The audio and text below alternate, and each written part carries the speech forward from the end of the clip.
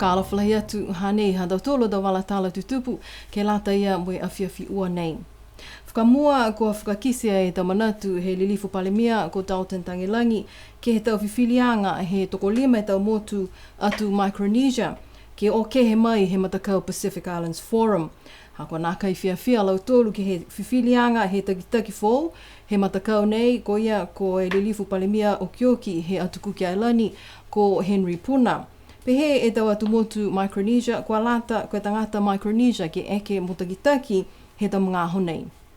Tohia mai whakaperitania e tau manatu he palemia, moi pehea ia kua whakalofa ia ke tau mena nei kua tutupu, moi amana kia ia ke maua tahatalianga kua uloa kia e tau takitaki he tau motu.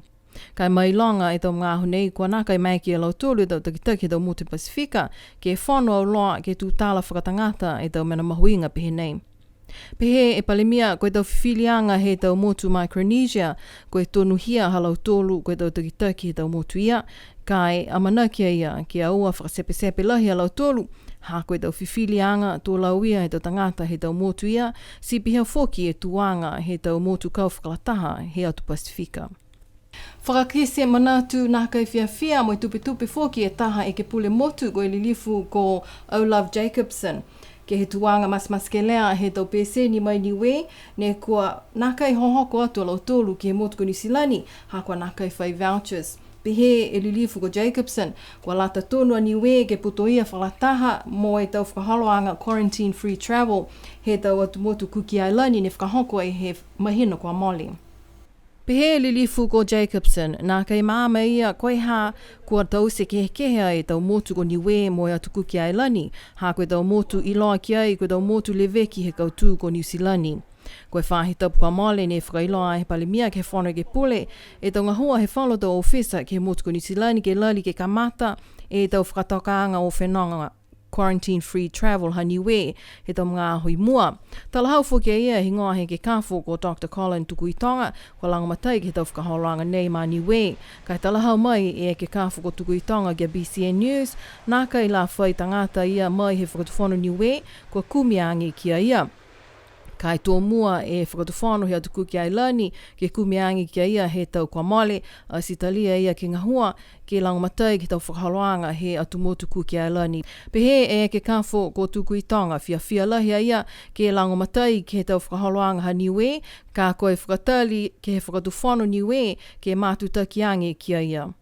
Kua whakakese foki e tau manatu nā kai whiawhia ha Olaf Jacobson ke he tau whiwhilianga e whakatuwhono Niusilani ke whakaata e tu tangata refugees ke o atu ki Niusilani ka nā kai whai ono-onoanga ke langamatai tau pese ni haniwe ko e tau tangata Niusilani. Iloa ai e BCN News mai he ulu whakatonu he whahi malolo sino i Neafi kua mai kia ai ke maua tolu e vouchers ke lata mo i toko tolu tau peseni ke o atu he whakalele i Neafi. Toko ua i lau tolu koe tau whiwhine e whatu, taha ka tātu whakahakoni ke he whalinga ngāo mero moa. Kua langamatai ai ke tau e ke kāwho he motu ko Niusilani tunga e ke kāwho niwe ko Kara Okesene Ngafa. Ke maua e tau whakataanga mo tau vouchers nei ke o atu tau peseni he māma he ahui Neafi. Koe taha whakaholoanga mahuinga he whahi malolo sino ne kua kamata ai he whahi tau puka mole, koe tau kumianga ke sivi ai e tau tangata osi he motu, tau tangata hongfulumawalu tau tau kilunga, ke he ngangao hepatitis B moi C. Koe tau whakaholoanga nei, kua tā mata ai mo e taha tau matakau mai he motu nā ko Niusilani, matakawi ko Otago, puto ia ai fōki e tau pulotu e ke kāwho mai he motu ko Australia, si pia fōki alo tolu Niusilani. Tūtala ai mo i takitaki he matakau puipui ngangao he whahe malolo sino ko Griselda mo ko ia. Ke tau se tau sivianga, e alo tolu ni hangfumawalu tau tau ki lunga, ke kisia e tau tutuanga ke tau mui malolo sino alo tolu he mga honei, ke he ngangao nei. Si talia i niwe ke eke a niwe mai tahe tō motu ke tau se whakaholoanga nei. So ko whitāni e toko loa e mga nini ko whawhano mai ke he matahiku he tau ka mali, ke lata mai tō sivianga, ha koe sivianga koe huki he toto, ke kumikumi koe moana kai e tangata he ngangao hepatitis. So koe hepatitis C moe P ai mo nei na no to te turuki ai. Ko whitāni e whai whakaholoanga puipui e toto ke lata mai tō whānau i kiki, ke he tau whakaloanga huki, alo tolu huki whakangata, he mga aho ni whanau mai ki hoko atu ki he whae tau he mui. So kai kumikumi mga aho nei, kia tau tolu tau tangata lalahi, ki hong fuma wale tau ki ilunga, moi tau whai tau seanga, ka eke ko maua e tangata he ngangao hepatitis ni, tau whai langa matai fuki, e matakau ia ne kua ngahua o loa moni we ke mga aho nei, ki whakatupe e tau sangawai, po ke tau wai ni ko maeke ke langa matai ke ino lotu ke turuyaki. E ngangao, mai langa te tolu ka eke kua nā kai whai turuyanga ke he ngangao, tō maeke ke masi ke hai tangata, po ke malona fuki, e liver hana. I loa mai he whahi malolo sino, koe toko hongo fulu e tau tangata he motu, ko maua ai ke ngā ngāo hepatitis he tau mga aho nei. Koe tau whakaholoanga nei, kua manaki ai ke tau se tau sivianga ke he ono e tau whahi tapu. Kua lata ia koe ke mātutaki atu ai ke he whahi malolo sino ke tuku hifo hao hingoa, si whinatu mo ia koe ke sivi mo e whakapuke e taha kumikumianga. Whai whakatau tonu fōki ke lata mo mtolu, kua whakapuke ai e tau kumikumianga nei. Kua manaki ai e whakaholoanga nei ke whakailoa e tau hokotaki ke he whakausianga he matahiku he mahina iulai he tau nei. Taha whakaholoanga ke he whali tolu ki aliutu ne kamata ai he māme hauhi ni awhi, mo i mātutaki atu ai ato honko ke hea hotuloto e whahitapu nei. Kua maiki ai ke tau mamatua e whiwhine he maanga ko aliutu ke maua tupe lango matai mai he tau matakai whafo ke tause ai e tau whakaholoanga nei. Koe tau whakaholoanga ke whakatutala i tau mamatua whine he maanga ko alofitonga, hanga awia ke he tau mas ke lea he tau whiwhine mo i tau mga whawa, ha koe tau mahani whaavali, mo e ke whakelea he tau matua tāni ke he tau mga whawa. Mai ke tutala mo i takitaki he whakaholoanga ko Mrs. Mana Tālangi. Ni manato au ke tuku atu e tau whakaue, kia laua, ma haakua ko misinga hua, mine, ma malama peta, nelang matai lahi mahaki, ke ngā hua, ia ke hahu nei, ke whakanga hua, e tau mamatua whine. Koe ma masa tu ai e tau mamatua whine, he whia tause mena pia, takalonga lahi alau tūru, kua mai me whia iloa, ke tau ngā hua, he tau mamatua whine, ha whahitonga. Tō tahe mi take me furu wala, hako he hai ai whoki ha mautoro a taki tuai, mai he toa he kau, langa matai au loa, ke he tau ngā hua ha mautoro, e atu hau tupu hake, ke mga aho nei.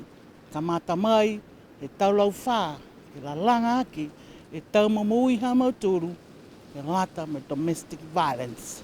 Koe aho nei kua whanongonongo ai e tau mamatu whine, mo e whalo tau matuataani kua tolu atu ai ki he whale tolu i aliutu, whanongonongo lau tolu ki a Sartini Jackson ki he tau whanga maskelea, kua lau ia ai e tau mamui he tau whiwhine me tau mga whaoa.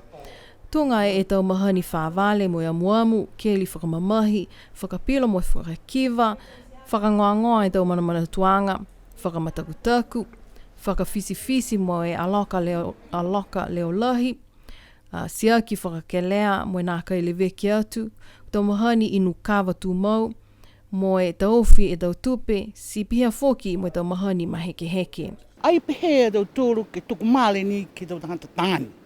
Haka wana mai ke foki ke tau tangata whiwhine, ke keri tau tangata tāni, ka pehe tau mahani halau tōru.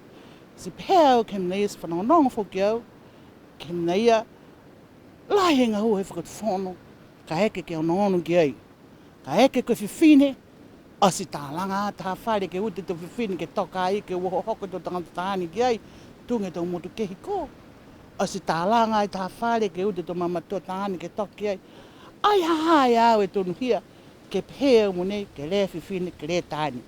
Ka koe malolone toka tangata tāni tota. Tala hau mai a Mrs. Tālangi, koe tau tupe nei, kua tohi ala pēoa ki atu, ai si maua ai uafulu maua e awhi tupe New Zealandi, ke whakangahua ke he tau whakaholoanga he matakau ke he tau ono mahina i mua. Koe whalua tau matakau ko maua lang matai mai he tau motu Pasifika, toko whā e matakau mai he motu ko Tonga, tau ki taha e matakau mai he tau motu ko Palau atu Kuki Ailangi mo Niue. Langa tau poto anga tupe, e lata mo tau tūru tau mamatua Niue, ka koe uka ni, kia tau tōru ke māma tunga au nei. Nā kai māma mi take au e tau kupu pālangi, ko tohe ke lote ke tau lope paia, kai whakau e ke atu hau. kua makaka ke tau spihia. Uka, kai hai whakamōli te. A manaki ke kautu foki e tau whakaholoanga pehi nei he ata tola motu ko niwe ni taha motu Pasifika e naka i la whai mata whakatuwhono ia ke pui pui mo le veki e tau momui he tau matua whine me tau mga whaoa ha ko e tau mahani whaavale keli whamamahi he tau tangata tāne. Ke whalu wala tala kua tokalonga lahi e tau mga whaoa he mga ahu nei ko whakaonga e tau puhala whakawhano whilesi ki he whakalele e New Zealand. Tau mga aho nei ko tātou e lau tolu i tau Fuaniu, tau Talo, mo tau Kauwhi, ke lata ia mo tau mga whaoa, mo tau Kapisinga i New Zealand. Ko tau whakaholoanga, kua laumatai kia e whahinga hua whanua, fusika mo toa kau, ke e whakawhanua tu e tau Puha Talo, Kauwhi, mo tau Fuaniu, ke tau mga whaoa i New Zealand. I loa ai ke pungi nei, kua poa kia e he kau taha whulau whakalele ko e New Zealand, ko e whakakau pā mai ni he tahe seau e tau Puha, he taha e wakalele utakoloa. Koe mana ia, kua whakailoa ai he ulu whakatonu, he whahinga hua whanua fusika mo toa kau, ko poi o ke sene, kua nāka i whai puata ke lata mo e whakalele he aho uaflu maua he mahina nei, kai whai puata ngaia ke lata mo e aho walu he mahina hamasi. Ka manako ke tātu e tau Puha Talo, Kauwhi me tau Fuaniu, he tau matakainanga niwe ke he tau mawhao me tau Kapisinga ki New Zealand, ko e taha seau ni e tau puha kua whakātā ke taha e wakalele. Le kua anga ia ni e tau whakaholoanga TV niwe ke tau maanga ko Tamakotonga mo Awasele, tau mga ahu nei, ha kua malona ai e tau lākau hila ke whakapuloa atu e tau whakaholoanga ia ke he tau mga ahu nei ke tau maanga ia ko Awasele mo Tamakotonga. Hane whainga hua ki ai e tau tangatanga hua he whai whakapuloa, lali ke tōli haki ke he pō whanā i kaho, kai nā kai hangahanga mita ki he tau mga ahu nei, tau mga ahu katoa e uha. Koe mana ia, kua liu ni ke kumi puhala, ke mai ke tau tangatanga hua, ke tau se tau malona nei. Whakamale mole atu ke tau tangata he tau maanga ni ua kua Awasele mo Tamakotonga, ha kua nā kai ngā hua tau TV, ke tau kaina hum tolu, mai he whahi tapu kua mole. Mana koe taki he whahinga hua whakapuloa, ko Trevor Sekia, ke ole atu ke whakahau toka mai, kai lali e tau tangatanga hua, ke hoko haki ke pō whanātu ko lunga, ke tau se tau malana ia, ke mai ke tōlu ke liu anono ai ke tau whakaholoanga he TV niwe. Ne whakahoko ai e tau whiwa sipote tau amo whetoko ki hao whaiumu kua mole ki Paliasi, tokalonga kua tolo atu ai ke pele mai anono ke tau whetoko he tau matakau mai he tau maanga he motu. Tōlu la e tau weweheanga kua whetoko ki ai ke aho, ko e tau matakau he tau tangata tāne, tau matakau tau whiwhine, sipihia mo e tau whānau i ki tā mamana. We e la ia kua whai wheua whetoko laka pi tau amo ke latai mo e tau whānau i ki. Talahau mai e takitaki he tau whakahaloanga he tā mamana ko Robert B.J. Rex, ko e tau hongo fulu e tau matakau he tau whānau, ka mata mai e lau tōlu ne ono i tau ke hongo fulu maua e tau mui. Tōlu e matakau mai a Lofi, ua e matakau mai ha kupu, mo e takitaha e tau matakau mai Tamakotonga, Awasele, Mutalau, Makefu, mo Tuapa. Kua kautua e matakau ha a Lofi Jets, tu ua e matakau Tamakau Vikings, mo e tu tōlu e taha matakau mai ha kupu. Ko e leia ko whai tournament, pehe nei ke lata mo i tau whānau i ki a tau tūru, onona ki mua, pia fundi on ke au film go moli long ago so tangata de on mai mo e do manga fukini ne fia ke feo nei lan do fano ki so on wat ke do mongi mua manako foki ke liu tau se foki ko fitai frilo e au film go moli liu ke tau se foki e tournament nei he tau kahau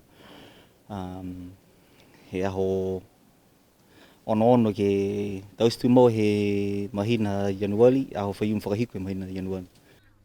Ke tau whetoko he tau tangata tāne, lalahi, tō lahi e vihu he pele ha Lofi Mako mo Awasele. Kua watu ai ke extra time ke kumi ko hai e matakau ka maua ai e olaf ka mua mo e kautu ai ke tau whetoko nei. Si maua ni he matakau a Lofi Makos, ua e ala halau tolu ke taha ha Awasele. Si toka ni ke he matakau a Lofi Marcos, kua kautua e lo tolu, tua vasele mo e tu tolu e maanga ko tuapa. Koe tau whetoko he tau whiwhine, koe tau ala mai he round robin, kautu ni e matakau he tau whiwhine ha tuapa, tu ua a ha kupu, mo e tu tolu e matakau he tau whiwhine ha a Lofi Manas. Kua mana ki ei ke liu whetoko foki ke he aho whaiu me whahi tapu nei, ke lata mo e open mix, si pihia foki e aho whaiu mo ke aho ua fulu he mahina nei, ke lata e mo e tau masters. Si pihia ha tau tolu a tau walatala tutupu ke lata ia mo e awhiawhi nei, kia munuine po na no whara.